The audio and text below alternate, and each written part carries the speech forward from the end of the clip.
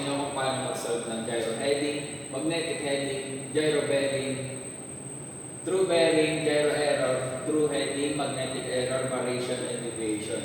Halimbawa, nandito ang aking barko papunta dito. Nakuha ang gyro heading natin nung tumingin tayo sa gyro ay 41 degrees. Pero nung tumingin tayo sa magnetic, 43.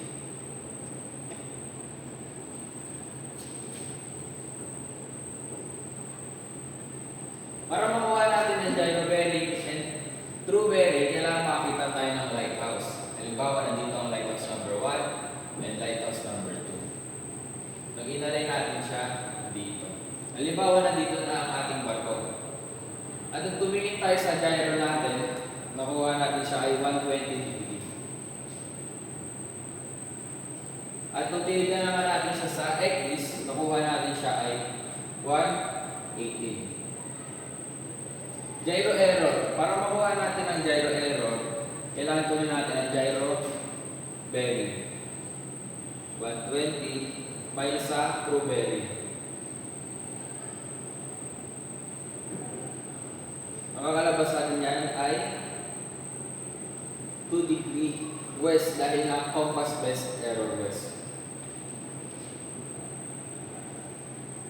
True bearing. Para makuha true heading. Para makuha natin ang true heading, kailangan natin ang gyro heading ay 41. At ang gyro error na nakuha natin kanina, which is 2 degrees west. Pag maminusin natin itong dalawa, makuha natin ay 39 degrees. Magnetic error. Sa magnetic error, kunin natin ang magnetic heading. At i-minus natin siya sa true heading.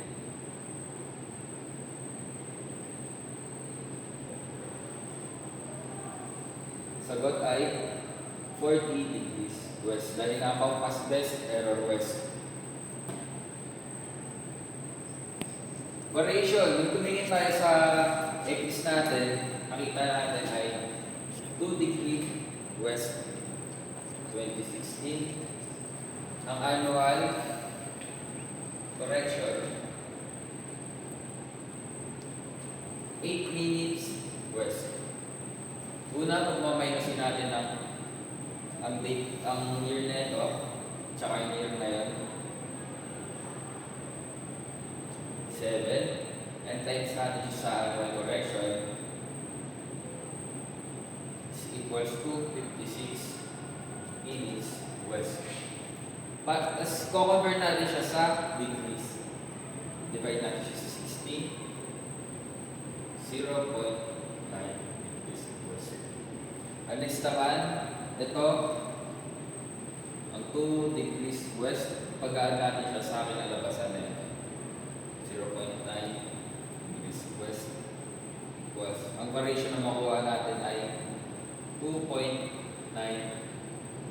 west.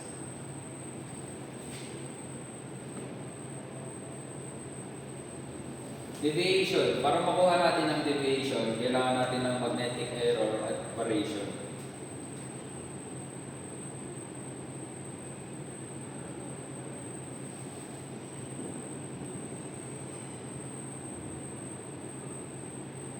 Bakit ba siya plus? Dahil nga same sign.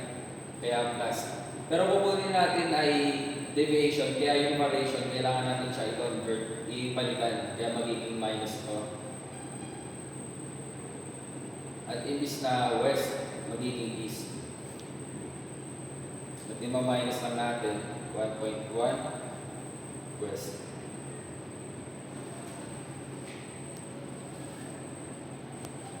At ayun lang po ang pag-solve.